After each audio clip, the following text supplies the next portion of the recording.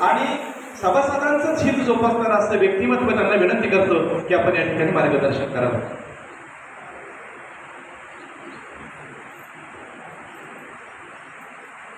श्री स्वामी समर्थ नागरी सहकारी पतसंस्था मर्यादित या संस्थेच्या तिसऱ्या वार्षिक सर्वसाधारण सभेच्या निमित्तानं आपल्याला या कार्यक्रमाच्या निमित्तानं मंचावर उपस्थित असणारे नरसिंह पतसंस्थेचे चेअरमन संतोषजी वाघ साहेब, तसेच गोपालकृष्ण पतसंस्थेचे चेअरमन प्रकाश शेठ चव्हाण, ज्ञानेश्वर गाडगे, राजेश्वर गाडगे, बागाजी शेठ गाडगे, प्रभाकर शेठ तट्टू आणि या संस्थेचे चेअरमन विजय शेठ गाडगे आणि त्यांचं सर्व संचालक मंडळ. त्या संचालक मंडळामध्ये जालिंदर शेठ गाडगे, संतोष शेठ शेरकर, चिराग सुभाषराव पडवळ, वर्षाताई विजय गाडगे, संदीप भाऊ जाधव साहेब, बबन शेठ केशव भोजने, तानाजी शेठ पांडुरंग बोराडे, वैशालीताई परशुराम लगट आणि संतोष शेठ शंकरराव काळे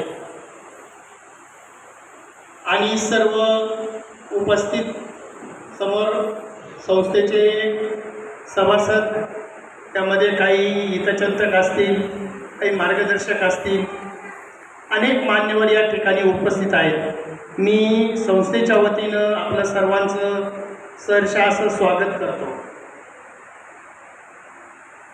आणि ही संस्था आपण ज्यावेळेस स्थापन केली त्यावेळेचा इतिहास गेल्या वर्षी मी सांगितला होता, त्याची पुनरावृत्ती मी करणार नाही. पण संस्था स्थापन करताना जो उद्देश डोळ्यापुढे ठेवलेला आहे त्या उद्देशाप्रमाणे हे संचालक मंडळ त्यावर काम करत आहे. आणि मग ते काम करत असताना अनेक बारीक सारीक गोष्टींचा विचार करून संस्था कशी पुढे पुढे जाईल. आणि संस्था पुढे पुढे जाणे म्हणजे सभासदांचा त्यामध्ये विकास होणे हा सरळ सरळ अर्थ आहे. आणि त्या दृष्टीनं संचालक मंडळाला मी सूचना करीत असतोय आणि त्या सूचनेनुसार संचालक मंडळ अगदी बिनचूक ते काम करत आहे. त्यामध्ये मग सर्व संचालक मंडळ असेल, चेअरमन आणि व्हाईस चेअरमन असतील किंवा या संस्थेचे कर्मचारी पटेल मॅडम असतील किंवा घोडे असेल, अतिशय तळमळीनं ते काम करतायत किंवा दिलेल्या सूचनांचं किंवा एखादी गोष्ट सांगताना ती समजून घेणं. कुठलीही गोष्ट आपण ज्यावेळेस एखाद्याची ऐकतो त्यावेळेस ती समजून घेणं फार गरजेचं आहे. आणि तीच गोष्ट ज्यावेळी आपल्याला समजेल किंवा आपलं कर्तव्य ज्यावेळी आपल्याला कळेल आणि त्या कर्तव्याच्या अधीन राहून आपण ज्यावेळी काम करू त्यावेळी निश्चित त्याचं रूपांतर आता जी संस्थेची स्थिती दिसते आहे अशा याच्यामध्ये ती आपल्याला पाहायला मिळेल. आणि जशा बाकी लोकांनी शुभेच्छा दिल्या त्या शुभेच्छेप्रमाणे या संस्थेचं कामकाज उत्तरोत्तर अजून चांगलं कसं होईल याच्यासाठी आपण सर्वजण मिळून प्रयत्न करणार आहोत.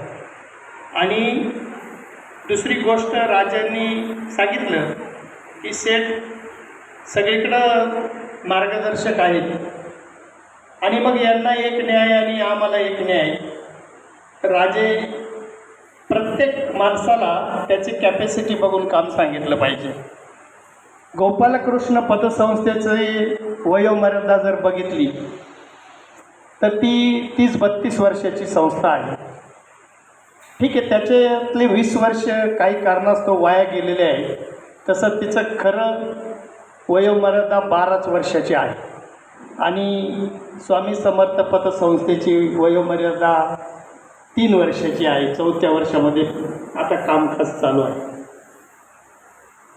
मग एखाद्या लहान मुलाला जर आपण 5 किलो वजन घेऊन जा म्हटलं तर ते सहज घेऊन जाईल. आणि मोठ्या माणसाला जर म्हटलं 50 किलो वजन घेऊन जा, तर तो 50 किलो सहज घेऊन जाईल. तर तुमची संस्था मोठी आहे, तुम्हाला थोडं वजनाचं काम सांगितलं तर तुम्ही ते सहज पार करू शकता. तसं या संस्थेचं कारभार कमी कालावधीचा आहे, त्याच्यामुळं भविष्यामध्ये तुमच्या मागणीचा 100% संचालक मंडळ विचार करेल. आणि तुम्हाला जी वाटतं कॉमन वाटतं तीच आहे. जसं एकाच आजारावर डॉक्टर वेगळ्या वेगळ्या औषधांची चिठ्ठी आपल्याला लिहून देत असतात, तसं तुमचा आजार जरी एक असेल तर तुमच्या दोघांची कॅपॅसिटी, शारीरिक कॅपॅसिटी वेगळी वेगळी आहे. मग त्याप्रमाणे तुम्हाला वेगळी वेगळी ट्रीटमेंट लिहून देणं आमच्यासारख्याचं काम आहे. आणि ते तुम्हाला जे सांगितलं ते यांना मी सांगत नाही, आणि यांना जे सांगितलं ते तुम्हाला सांगत नाही. त्याचं कारण असं आहे का इथली परिस्थिती वेगळी आहे आणि आपल्याकडची परिस्थिती थोडी वेगळी आहे. त्याचं एकच कारण, संतोष सर तुम्ही मगाशी म्हटलात का बचतीच्या ठेवी कमी झाल्या. विजू शेटने उत्तर दिलं की मॅडमांनी सांगितलं व हे बचत ठेवण्याऐवजी तुम्ही 8 महिने 9 महिने ठेवा. हे एक बाजू झाली. पण जे जे सभासद मला भेटत आहेत, मग त्याचं उदाहरण पटेल आहे तिथं की त्याच्यावर चर्चा करताना मी सभासदांबरोबर चर्चा करतानाही सभासदांना त्यांचं हित सांगण्याचं काम मी करतो आहे. का संस्थेचे सभासद व्हा, पण संस्थेचे सभासद होताना आपल्या अधिकचा नफा आपल्या पदरात कसा पडेल याचा उद्देश आपणही ठेवला पाहिजे. आणि त्याच्यासाठी मग सभासदांची काय जबाबदारी आहे, तर योग्य गोष्टीमध्ये आपण गुंतवणूक केली पाहिजे. आणि जर समजा आपल्याला गरज लागली, आपण कर्ज घेतलं तर ते कर्ज वेळेत भरलं पाहिजे. कर्ज वेळेत भरलं तर आपल्याला अधिकचं म्हणजे फायदा आपला पुढं होईल. कारण कर्ज थकवल्यानंतर त्याला दंड, व्याज या गोष्टी लागतात. आणि मग आपण आपला एखाद्या खोलात गेलेला पाय अजून जर आपण तो खोलात घालणार असाल तर मग आपल्याला आर्थिक परिस्थितीमध्ये वर यायला अनेक वेळ लागतो. तेव्हा सभासदांनाही माझी विनंती आहे की आपले आर्थिक व्यवहार आपल्या या संस्थेमध्ये करावे, की जेणेकरून संस्थेलाही पुढे पुढे जाऊन आपल्याला अधिकचा नफा कसा देता येईल याच्यामध्ये या संचालक मंडळाला काम करता येईल. आणि ते तुम्ही सर्वांनी करावं अशा प्रकारची विनंती माझा मी जसा यांना सल्ला देतो आहे तसा सभासदांनाही हा सल्ला देतो. आणि राहिला भाग लाभांशाचा, तर लाभांश केदारी साहेब इथं अनेक संस्था आहेत, पण पहिल्या वर्षी कोणीही लाभांश दिलेला नाही. आता ही संस्था देऊ शकत नव्हती लाभांश, पण पहिल्या वर्षी कुठलंही पोस्टिंग केलं नाही. जे व्याज जमा झालं त्याच्यातून आपण पहिल्या वर्षी लाभांश दिला. त्याच्यावर एक 15-20 दिवस शेठचं माझा विषय, शेठ म्हणायचे 7% देऊ आणि मी म्हणायचो 10% देऊ. त्याचं कारण संतोष सर आज हे पुढे पुढे मोठे होणारच आहे, पण हे सांगू शकतील की आम्ही ओपनिंगपासून 10% लाभांश दिला. तर इतर ज्या संस्था आहेत त्या संस्थांनी पहिल्या वर्षी लाभांश तर दिला नाहीच. पण आत्तासुद्धा एक दुसरं याच्यामध्ये एक गुपित असं आहे तर सर बाकी सगळ्या संस्था, आता तुमची सुद्धा ही संस्था लाभांश देणार आहे, ही मार्च 25च्या याच्यावरती तुम्ही लाभांश देणार आहात. नफ्या म्हणजे मार्च 25ला ज्यांचा शेअर्स आहे, 31 मार्च 25 रोजी जो शेअर्स आहे त्या शेअर्सवर तुम्ही आत्ता लाभांश देणार आहे. तर ह्या संस्थेचं तसं नाही. हिनं पहिल्याच वर्षी प्रत्येक संस्था, आपल्या भागातली प्रत्येक संस्था चेक करा तुम्ही, ती प्रत्येक संस्था ही मागच्या वर्षाच्या मार्च एंडच्या शेअर्सवर लाभांश ह्या वर्षी देते. नफा ह्या वर्षीचा आहे, पण तुम्ही लाभांश कधीचा देताय, मागचा. तसं म्हणजे तो पेंडिंग लाभांश प्रत्येक संस्था देते. तर ह्या संस्थेचं वैशिष्ट्य असं आहे ही संस्था ह्या वर्षीचा जो 25-26 मध्ये नफा झालाय त्याच शेअर्सवर, त्याच कालावधीच्या शेअर्सवर ही लाभांश देते. मग एखादा म्हणेल एखाद्याने 2च दिवस पैसे ठेवलेत अगोदर, त्याला पण 2च दिवसाचा लाभांश त्याला या पद्धतीनं देता येतो. आणि काही गोष्टी अशा आहेत की त्या वेगळ्या वेगळ्या आपण समाजाला आदर्श ठरावा अशा प्रकारचा योजना आपण त्यामध्ये आणल्या पाहिजेत. आता बाकी संस्था की यांना एक अट टाकलेली आहे की 10% लाभांशाच्या आतमध्ये लाभांश कधी द्यायचा नाही. आता तुम्ही इथून पुढे मग तुम्हाला 11 कधी करायचा, 12 कधी करायचा, 13 कधी करायचा, हा सगळ्यांच्या विचाराने आपण करू. सभासद नक्की मागणी करतील, तो तुमचा हक्क आहे. पण एकदा एक पाऊल पुढं टाकलं का ते मागं यायचं नाही. त्या ब्रीजनं आपण ही संस्था ओपन केलेली आहे आणि त्याप्रमाणे ही संस्था काम करीत राहील. त्याच्यासाठी तुम्हा सगळ्यांचं सहकार्य लागणार आहे. आणि इथून पुढे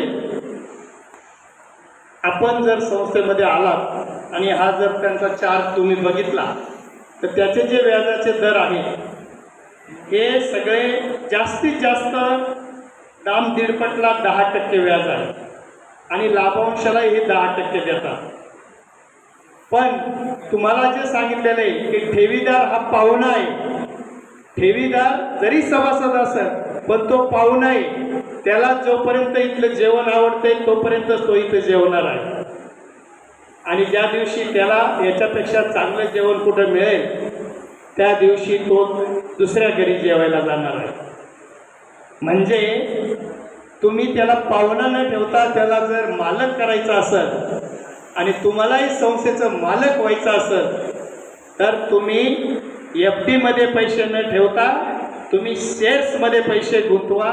जसं चेअरमनने सांगितलेले विजू शेट्टी या ठिकाणी की 10% लाभांशाची गॅरंटी आहे, तसं मी एक मार्गदर्शक म्हणून सांगतो की 10चं 9 कधी होणार नाही. आणि थोड्या दिवसामध्ये आता राजांनी जी मागणी केलेली आहे 11%ची, तर त्यांच्याशी आपण सगळ्यांची विचारविनिमय करून कमीत कमी 6व्या वर्षी तरी तुम्हाला 11%वर जाता आलं पाहिजे. अशा प्रकारचं काम तुम्ही करावं, अशा प्रकारची विनंती तुम्हालाही संचालक मंडळाला मी करतो. आणि संचालक मंडळ हे स्थानिक कमी आहे. स्थानिकमध्ये विजू शेठ, लगडताई आणि वर्षाताई हे आणि जालिंदर शेठ 4 संचालक हे स्थानिक आहेत. बाकीचे संचालक बाहेरचे आहेत. बाहेरून त्यांना थोडी यांना मदत करायला थोडं अडचण निर्माण होते. जरी इच्छा असेल तरी कोण जुन्नरला, कोण नारायणगावला, कोण आळापाट्याला आणि पडवळ सर तर पुन्हा किंवा त्यांना 3-4 जिल्ह्याचं काम आहे. अशा ठिकाणी त्यांना आज सुद्धा विनंती करून हजर राहा म्हटलं. येत आहेत ते मीटिंगला. त्याबद्दल तुम्हालाही सगळ्या संचालक मंडळालाही धन्यवाद. फक्त हे जे काम करतोय आपण त्या कामामध्ये आपण अधिकचा जर आपल्याला नफा कमवायचा असेल आणि आपली वैयक्तिक जर आर्थिक उन्नती करायची असेल तर अशा संस्थेकडे जा. तर मगाशी केदारींनी सांगितलं की अहवाल तुम्हाला संचालक मंडळाला तर वाचता आला पाहिजे, पण मी याच्याही पुढे जाऊन सांगेन की तुम्ही ज्या ज्या संस्थेचे सभासद आहेत त्या संस्थेचा सभासद तुमच्या सभासद म्हणून तुम्हाला अहवाल आल्यानंतर तो अहवाल प्रत्येक सभासदाला तो अहवाल कळाला पाहिजे. आणि त्याच्यासाठीच हे प्रशिक्षण असेल किंवा ज्या ज्या ठिकाणी गरज नसेल, ज्याचं ज्याचं काम चांगलं आहे तिथे तिथे जरूर जाऊन तुम्ही बघावं. आमच्यासारखी माणसं काही वरून शिकून आलेली नाही. आम्ही सुद्धा कुठंतरी कोणाचं तरी ऐकूनच तुम्हाला सल्ला देतोय आणि त्या सल्ल्याप्रमाणे तुम्ही चालताय म्हणून आपण इथपर्यंत आलेलो आहोत. असंच काम संस्थेने या पुढं करावं. अधिकचा वेळ आता मी घेणार नाही. आणि वेळोवेळी आर्थिक मार्गदर्शन वैयक्तिकही आपण चर्चेतून, मी काही पुढं CA झालेलो नाही, पण आता CA नाही आलेले त्यांनी सांगितलं असता अनुभव का काही काही गोष्टी अशा आहेत का त्या अनुभवातूनच शिकायच्या आहेत. तुम्हालाही तुमचा अनुभव फक्त माणसाने खरं बोललं पाहिजे आणि खरा अनुभव सांगितला पाहिजे. मी ज्याचं सक्सेस आहे ते मी कधी सांगत नाही. शेठ, मी चुकीचंच लोकांना, मी ज्या रस्त्याने चालू तो रस्ता कधी दाखवित नाही. मी दुसऱ्याच रस्त्याने लोकांना काढून द्यायचा प्रयत्न करतो. पण काही गोष्टी आपण सुद्धा एखाद्या माणसाची एखादी गोष्ट ऐकली आणि आपल्याला जर त्याच्यामध्ये 2 रुपयाचा फायदा झाला किंवा आपली मानसिकता चांगली राहिली पाहिजे. याच्यामध्ये मानसिकता चांगली असली की आर्थिक परिस्थिती आपोआप चांगली होती. चांगल्या मानसिकतेमध्ये आपण चांगले निर्णय घेतले की आर्थिक उन्नती ऑटोमॅटिक होती. तेव्हा पहिलं आपल्याला आपण दुसऱ्याला कमी लेखायचं हे जी आपली वृत्ती तयार झालेली ही पहिली आपण प्रत्येकाने सोडली पाहिजे. आपण आपल्यापेक्षा समोरचा सरस आहे हे ज्यावेळेस आपण मान्य करू त्याच वेळेस आपली सुद्धा मानसिक आणि आर्थिक उन्नती झाल्याशिवाय राहणार नाही. असो, जास्तचं काही न बोलता मी परत एकदा या श्री स्वामी समर्थ नागरी सहकारी पतसंस्था मर्यादित या सर्व सभासदांना आणि संचालक मंडळाला मी धन्यवाद देईन की त्यांनी माझं मार्गदर्शन स्वीकारलं आणि मला जो इथं बोलून जो मान युजुशी प्रत्येक वर्षी मला नका अध्यक्ष करू. हा बोजा तुम्ही माझ्यावर नका टाकू. तुम्ही संचालक मंडळाला अध्यक्ष करा किंवा हे वाचायला दुसरं कोणाला तरी शिकवा. म्हणजे हे मान तुमचा आहे. तुम्ही तो मान मला देताय किंवा आतापर्यंत दिला त्याबद्दल तुम्हाला धन्यवाद. पण इथून पुढे तुम्हीच अध्यक्ष असलं पाहिजे. कारण तो म्हणजे अधिकार, मान म्हणण्यापेक्षा तो अधिकार आहे आणि तो अधिकार तो तुमचा आहे, तुम्हालाच असला पाहिजे. असो, मी परत एकदा सर्व सभासदांना पुढील वाटचालीसाठी संस्थेलाही शुभेच्छा देतो आणि थांबतो. धन्यवाद.